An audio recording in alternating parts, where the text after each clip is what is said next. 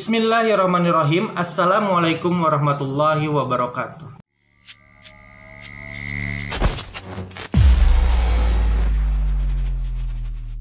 Belakangan ini kita mendengar kasus korupsi yang dilakukan oleh PDIP begitu merajalela. Dari bulan ke bulan selalu ada kasus-kasus baru. Dan ini menjadi pertanyaan saya dan tim Saiful Zaman. Apakah PDIP benar-benar melakukan tindakan-tindakan untuk mencegah kader-kadernya melakukan tindakan korupsi? Dari beberapa berita yang coba kami telusuri, kami menemukan sebuah berita di tahun 2019. Berita lama sebenarnya. Dari cnnindonesia.com. Judulnya, PDIP tolak hukuman mati koruptor. Kita harus rawat kehidupan. Kalau ibu saya sebagai penggemar tanaman, merawat kehidupan berarti merawat tanaman. Ya, mirip-mirip. Kita simaklah beritanya ya. Partai Demokrasi Indonesia Perjuangan PDIP menolak hukuman mati bagi koruptor seperti yang diwacanakan Presiden Jokowi. Sekjen PDIP Hasto Kristianto mengatakan semua pihak tidak boleh menjadi penentu kehidupan seseorang. Betul. Oleh karena itu, Pak, umat Islam melarang kita sebagai Muslim untuk melakukan pembunuhan terhadap orang lain ataupun terhadap diri sendiri. Karena kita tidak punya hak untuk menentukan hidup dan mati seseorang. Untuk hal yang menyangkut dengan kehidupan seorang manusia tersebut, kita harus hati-hati karena kita bukan pemegang kehidupan atas orang per orang. Kita harus merawat kehidupan itu, ujar Hasto di kantor DPP PDIP Jakarta, Rabu 11 Desember tahun 2019. Hasto mengaku sepakat esensi dari korupsi adalah membunuh kemanusiaan. Namun dia mengatakan hukuman terberat bagi koruptor bukan dengan cara membunuhnya. Dia menganggap koruptor tetap harus dihukum berdasarkan tingkat korupsinya. Terlebih, semangat pendiri Indonesia adalah untuk melindungi segenap bangsa dan seluruh tumpah darah Indonesia, termasuk melindungi kehidupan warganya.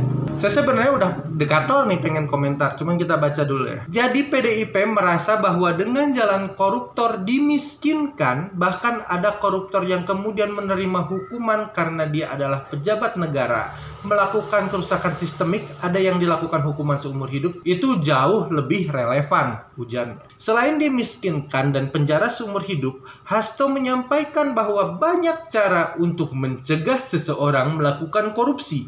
Pencabutan hak politik koruptor, kata dia, juga cara lain untuk menciptakan efek jera. Tetapi ketika sebuah langkah-langkah yang sifatnya shock terapi untuk dilakukan itu tentu saja memerlukan sebuah pertimbangan-pertimbangan kemanusiaan, ujar Hasto. Presiden Joko Widodo mengatakan hukuman mati bagi pelaku tindakan pidana korupsi tipikor bisa saja diterapkan jika itu merupakan kehendak masyarakat. Ini aneh memang, berarti perbedaan pendapat di kubu PDIP itu kerap terjadi sejak tahun 2019 yang lalu.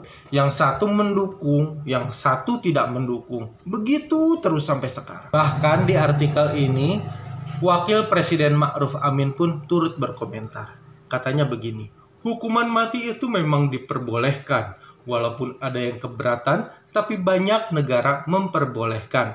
Agama juga memperbolehkan dalam kasus pidana yang memang sulit diatasi. Kembali lagi, kalau menyoal tentang pembunuhan, kita semua tidak sepakat. Tapi masalahnya, Bapak Hasto ini mengakui kalau pelaku korupsi itu sudah merugikan banyak orang, banyak masyarakat.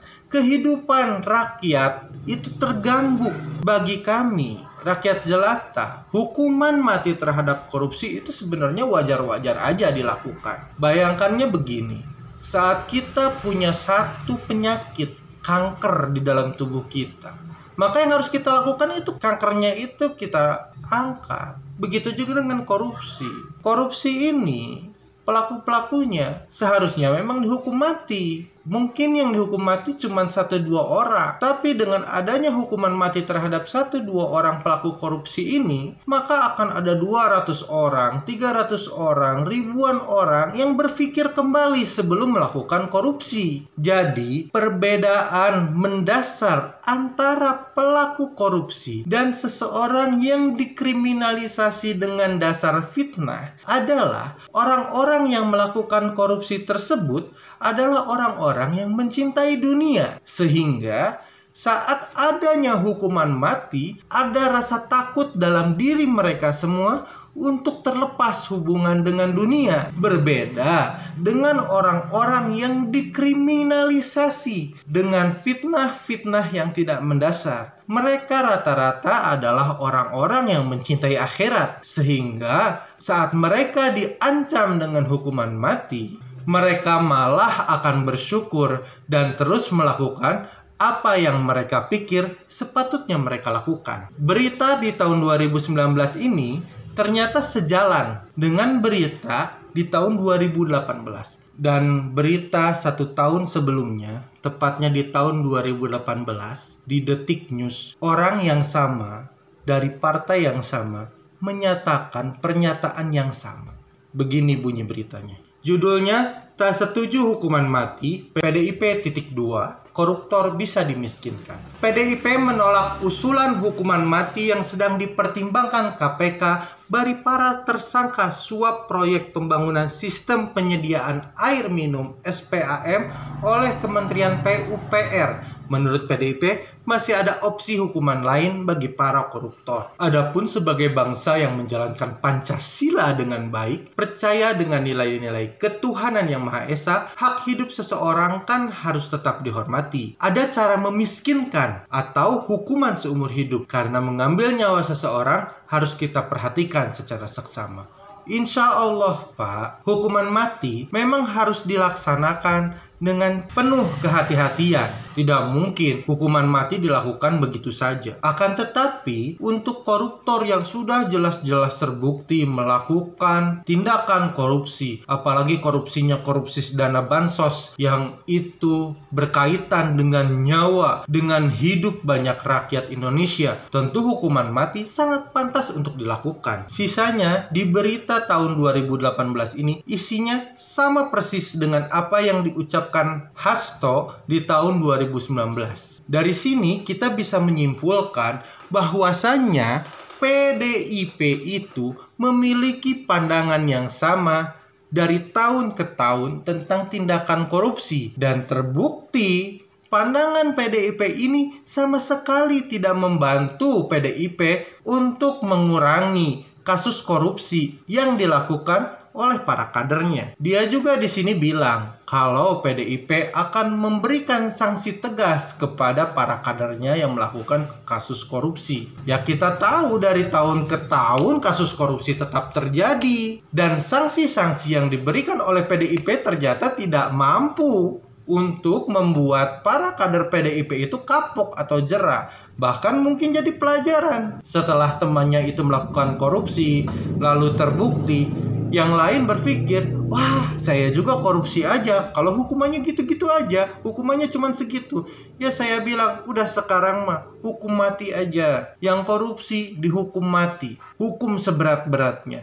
Insya Allah, kalau misalkan itu terjadi, kader PDIP atau kader partai-partai lain pasti akan berpikir sekali, dua kali, bahkan ribuan kali sebelum melakukan kasus korupsi. Ini seperti kanker ganas yang sudah menggerogoti seluruh negara Indonesia. Semoga suatu saat hukuman yang benar-benar berat untuk pelaku korupsi dapat ditetapkan. Dengan begitu, kita semua tidak mendengar lagi kasus-kasus korupsi yang merugikan rakyat jelata. Wallahu a'lam bishawab. Wassalamualaikum warahmatullahi wabarakatuh.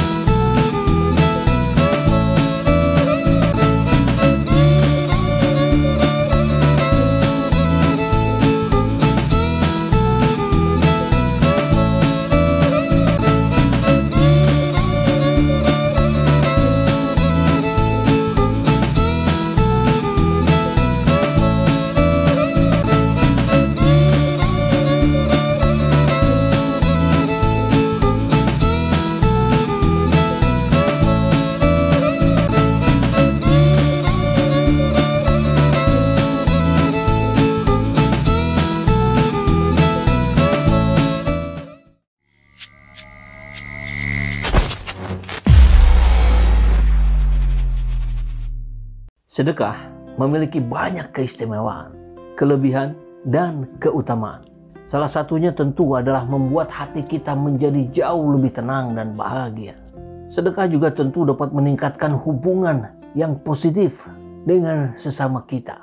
Yayasan Putra Husni Indonesia bekerja sama dengan Saiful Zaman Channel menyelenggarakan program untuk kita dapat bersedekah dengan tepat sasaran, sedekah Quran dan infak beras.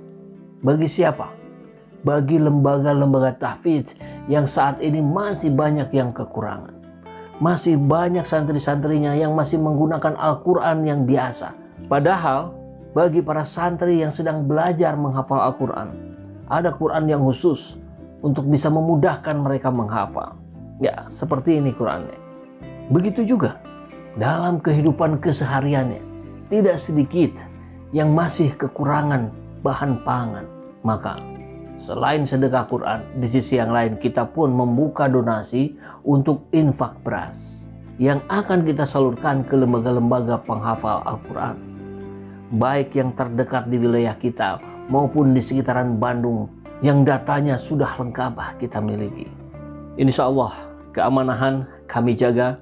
Apa yang Bapak Ibu sedekahkan, apa yang Bapak Ibu donasikan akan kami salurkan tepat sasaran. Kita akan laporkan penyerahannya, baik dalam bentuk narasi maupun video. Ya, donasi dari sahabat SC Channel semua, kepedulian dari sahabat semua bisa disalurkan melalui rekening yang ada di bawah ini. Dan nanti mohon dikonfirmasikan apakah itu memang diperuntukkan untuk infak beras atau sedekah Quran, atau diserahkan untuk kita kelola dan kita pertimbangkan mana yang paling penting yang terjadi saat itu.